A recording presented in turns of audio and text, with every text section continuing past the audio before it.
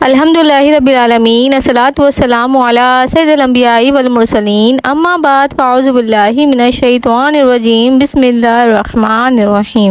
مجھے امید ہے آپ سب لوگ ٹھیک ہوں گے اور خیریت سے ہوں گے۔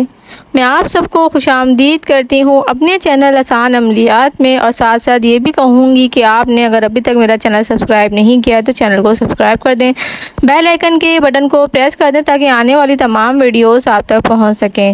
آج کی جو ویڈیو ہے وہ اہم واقعات کہہ لیں اور اہم باتوں سے ریلیٹڈ ہے۔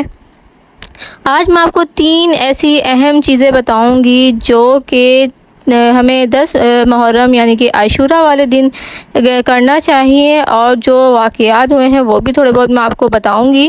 تو آپ نے اس میں بنے رہنا ہے، اینڈ تک ویڈیو کو دیکھنا ہے، بیچ میں اسکپ نہیں کرنا ہے تاکہ آپ مکمل طور پر معلومات کو جان سکیں۔ تو چلتے ہیں اپنی ویڈیو کی جانب۔ 10 محرم الحرام کے 3 اہم کام۔ نمبر 1، نبی کریم صلی اللہ علیہ وآلہ وسلم نے ارشاد فرمایا، محرم اللہ کا مہینہ ہے، اس میں ایک دن 10 محرم ایسا ہے جس میں اللہ نے ایک قوم بنی اسرائیل کی توبہ قبول فرمائی تھی، اور اس دن اللہ تعالیٰ دوسری قوموں کی بھی توبہ قبول فرمائے گا۔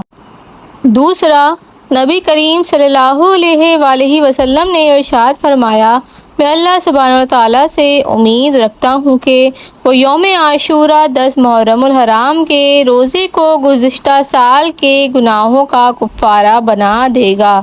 تیسرا، نبی اکرم صلی اللہ علیہ وآلہ وسلم نے ارشاد فرمایا، جو شخص عاشورہ 10 محرم کے دن اپنے اہل و عیال پر فراغی سے خرچ کرے گا، اللہ سبحانہ وتعالیٰ اس کے رزق میں سال بھر خوشحالی عطا فرمائے گا۔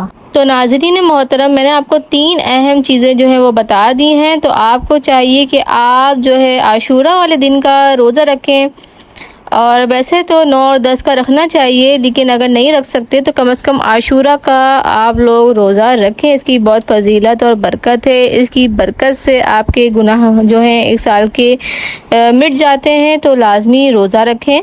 توبہ استغفار کریں، بے شک جب اللہ تعالیٰ نے دوسری قوموں کی اس دن توبہ قبول کری ہے تو وہ ہماری کیوں نہیں کرے گا۔ تو زیادہ سے زیادہ توبہ استغفار کریں، روزہ رکھیں، اور اپنے دسترخوانوں کو کشادہ کریں، وسیع کریں۔ اللہ تعالیٰ اس کی برکت سے آپ کے پورے سال میں برکت عطا فرمائے گا۔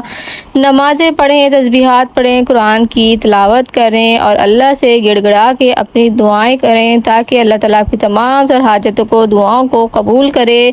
ان دنوں ایسا ہو ہی نہیں سکتا کہ اللہ تعالیٰ آپ کی کوئی بھی دعا کو رد کرے، تو آپ بہت سی دعائیں کریں اللہ سے، بے شک اللہ تعالیٰ شفا بھی دینے والا ہے اور دعاؤں کو قبول بھی کرنے والا ہے۔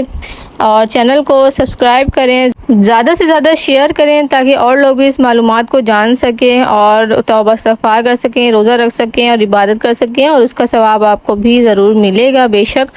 پھر ملیں گے نیکسٹ ویڈیو میں، جب تک کے لیے فی امان اللہ۔